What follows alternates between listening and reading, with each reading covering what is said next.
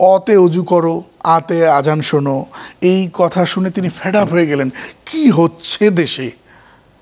আমি আপনাকে একই প্রশ্ন করব, কি হয়েছে দেশে? সুপ্রিয় দর্শক, আসসালামু আলাইকুম রহমতুল্লাহি ওবারাকাতু। আকিজ পাইপের সৌজন্যে জীবন বিধান অনুষ্ঠানে স্বাগত জানাচ্ছি খালিদ সাইফুল্লাহ বকশী। আপনাদের জন্যে আজকের এই আয়োজনে আমরা কথা বলতে চাই জনতা শিক্ষা ব্যবস্থায় কি চায়।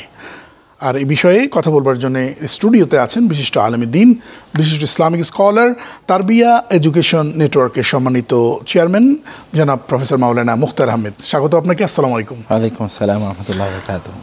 এ জাতির 90% বেশি মানুষ মুসলিম।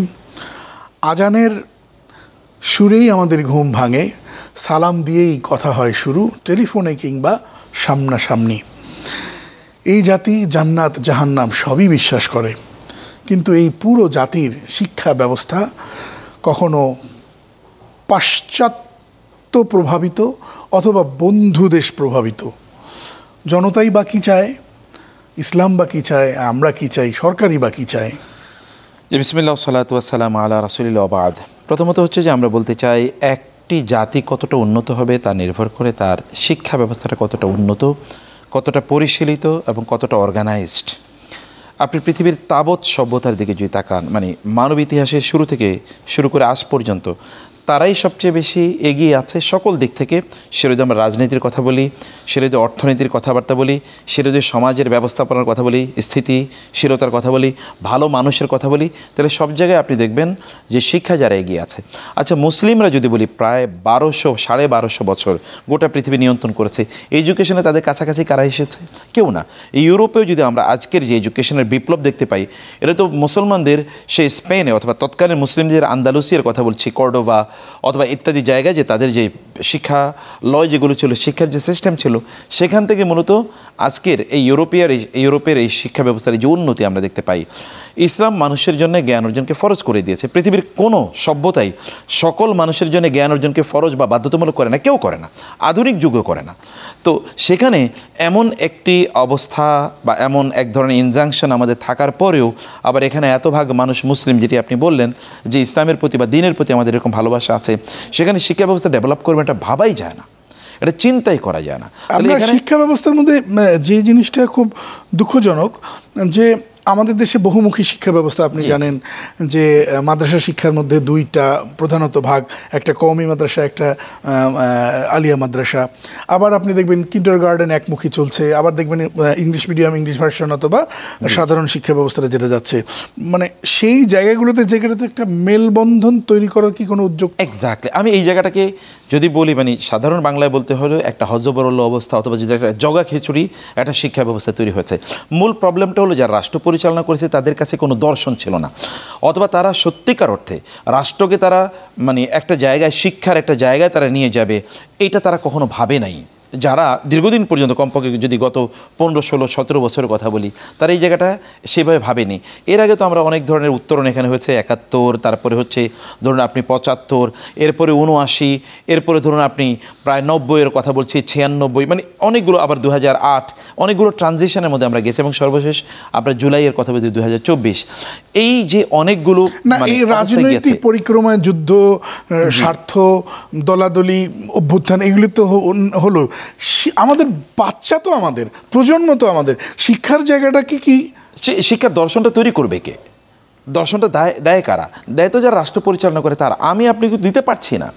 আমি আপনি যখনই দিতে যাই তখনই এখানে যে বিভিন্ন স্ট্রিম তৈরি হয়। এই যে এখন যে স্ট্রিমের কথা বললেন আপনি, মানে একই সরকারি শিক্ষা ব্যবস্থায় দেখুন না কতটুকু সরকারি, আবার বাংলা ভার্সন, আবার ইংলিশ ভার্সন, আবার ইংলিশ মিডিয়াম, আবার ব্রিটিশ কারিকুলাম, আবার ধরেন অন্য দেশের আমেরিকান কারিকুলাম, আবার ধরেন মাদ্রাসায় কত ধরনের স্ট্রিম আপনি দেখেন, কোথাও কওমি, কোথাও সরকারি, আবার নতুন কিছু, এরাও এদের থেকে আবার আরেকটা এখান থেকে কিছু নিয়ে ওইখান থেকে কিছু নিয়ে নতুন আবার কিছু স্ট্রিম ডেভেলপ করেছে। পরে এখানে প্রায় 12, 15, 16টা আমরা দেখি যে স্ট্রিম এখানে কাজ করছে। এডুকেশন মৌলিক সমস্যাটা হলো যে এডুকেশনের ক্ষেত্রে আমাদের নিজস্ব কোনো দর্শন ডেভেলপ করে নাই। আর আমি যদি ব্যক্তিগতভাবে আপনি যদি আমাকে বলেন যে শিক্ষা ব্যবস্থা কেমন হওয়া উচিত, আমি একজন শিক্ষাবিদ অথবা শিক্ষার্থী অথবা একজন শিক্ষক হিসেবে আমি বলতে চাই শিক্ষা হয় ডাইরেকশনাল, এক কেন্দ্রিক শিক্ষা হতে হয়। মানে বেসিক শিক্ষার যদি আমরা বলি, আমাদের যদি দায়িত্ব দেওয়া হয় যে আপনার শিক্ষাকে কেমন সাজাবেন, আমরা বলবো যে মূল সবার শিক্ষা কিন্তু একটা লেভেল পর্যন্ত একই হবে। যদি এটা ধরি ক্লাস 10 অথবা ক্লাস 8 পর্যন্ত শিক্ষা একই থাকবে। এরপরে গিয়ে আমরা এটাকে বলবো কে কী হতে চায়। কেউ যদি বলে আমি একজন বড় ইসলামিক স্কলার হতে চাই, ঠিক আছে তুমি সেই স্ট্রিমে যাও। কেউ যদি বলে যে না আমি একজন মেকানিক্যাল ইঞ্জিনিয়ারিং হতে চাই, তুমি ওই স্ট্রিমে যাও। কেউ ডক্টর হতে চাই, তাহলে আমি ওই দিকে যেতে চাই। আমরা এই কেন্দ্রিক যদি শিক্ষা ব্যবস্থা তৈরি না করি, তাহলে এই জাতির মধ্যে দ্বন্দ্ব তৈরি হবে।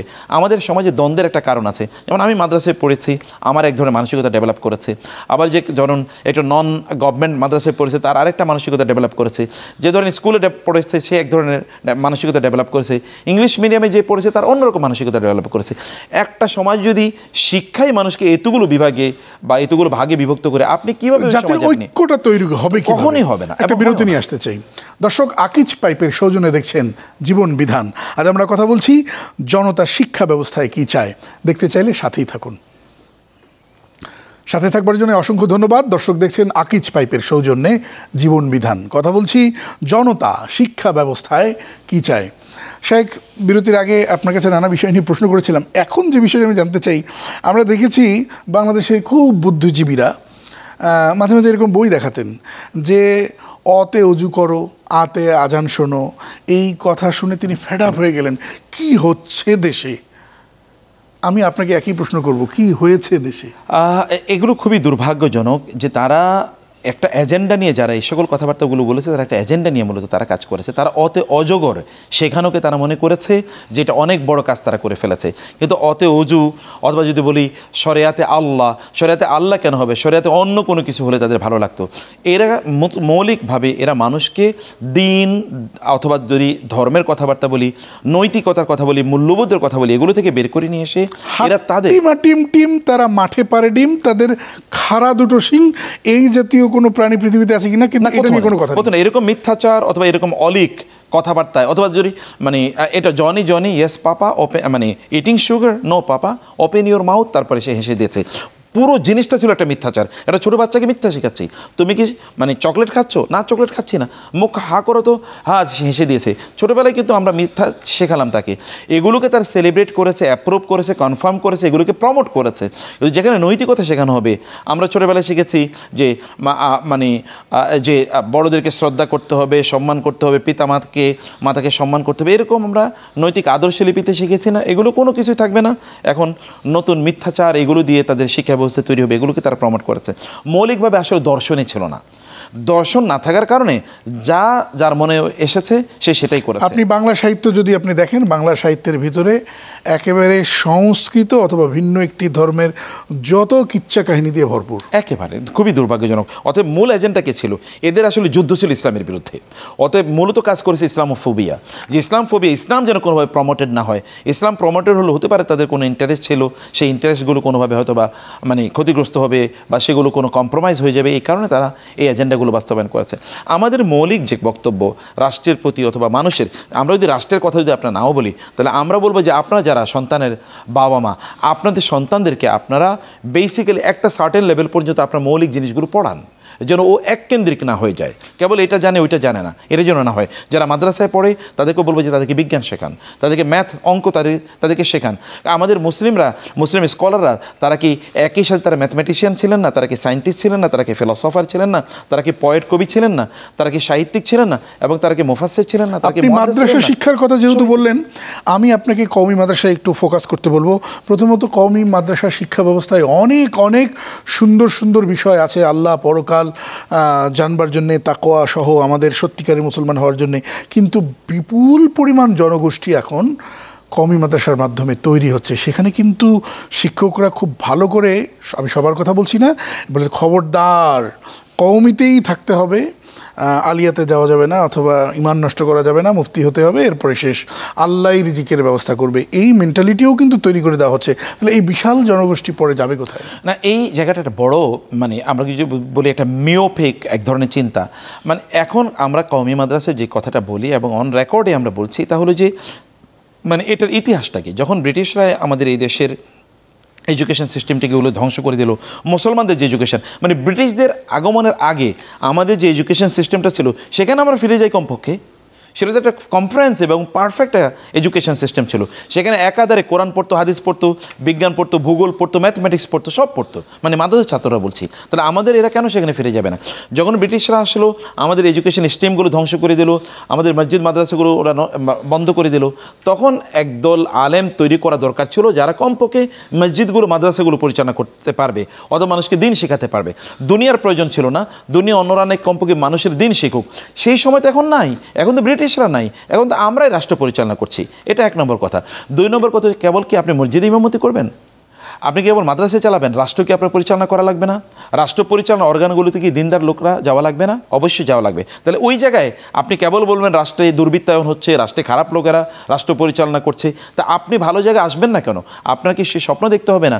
এই যে সন্তানদেরকে বা এই মাদ্রাসার ছাত্রদেরকে এখানে আবদ্ধ করে রাখার এই প্রবণতাটি, এটি একটি খুবই জঘন্য প্রবণতা, এখান থেকে বের হওয়া দরকার। ঠিক একই কথা আমি কিন্তু যারা সাধারণ শিক্ষায় আছেন, মানে যদি আমরা বলি জেনারেল এডুকেশনে যারা আছেন, তাদেরকে দিন শিখতে হবে না, তাদেরকে নৈতিকতার প্রয়োজন নেই। আমরা যদি দুটোর ব্লেন্ডিং পেতাম, আমরা যদি বলি, যেমন ধরুন আমাদের দেশে এখনও যদি বলি অন রেকর্ড, যদি 20 জন সচিব দাঁড়িয়ে বলেন আমাদের মন্ত্রণালয়ে আমরা জিরো টলারেন্স গেলাম দুর্নীতির ব্যাপারে, যদি 20 জন মন্ত্রী অথবা ধরুন 100 জন এমপি যদি দাঁড়িয়ে বলে আমাদের কনস্টিটিউয়েন্সিতে আমরা কোনো অন্যায় করতে দেবো না, আপনি দেখেন না 5 বছরের মধ্যে বাংলাদেশ কোথায় গিয়ে একটা সোনার দেশে পরিণত হবে। তাহলে এরকম মানুষ তৈরি হবে কোত্থেকে? নিশ্চয়ই শিক্ষা ব্যবস্থা থেকে এরকম লোক আসবে। শিক্ষা ব্যবস্থাকে এভাবে সাজাইতে হবে আমাদেরকে। অসংখ্য ধন্যবাদ প্রফেসর মুখতার আহমেদ আপনাকে চমৎকার আলোচনা করার জন্য। দর্শক, আপনাদেরকেও ধন্যবাদ জানাচ্ছি এবং সেই সাথে প্রশ্ন রাখছি, আমাদের প্রজন্ম শিক্ষা ব্যবস্থার মধ্য দিয়ে যদি আল্লাহকে ভুলে যায় সেটাই বা কেমন হবে? আবার ধর্মশিক্ষা বা ধর্মীয় শিক্ষার মধ্য দিয়ে যদি বিজ্ঞান, পৌরনীতি, ভূগোল, এই পৃথিবী, এই বাংলাদেশ সব কিছু না জানে সেটাই বা কেমন আবার জাতি তৈরি হবে? সব বিষয় নিয়ে আমাদের নতুন এই সময়ে নতুন করে ভাববার সময় এসেছে। আল্লাহ তাআলা আমাদের ভাবার করার তৌফিক দান করুন, আমিন। দেখছিলেন জীবন বিধান আকিজ পাইপের সৌজন্যে। আজ এ পর্যন্তই। আসসালামু আলাইকুম ওয়া রাহমাতুল্লাহি ওয়া বারাকাতুহু।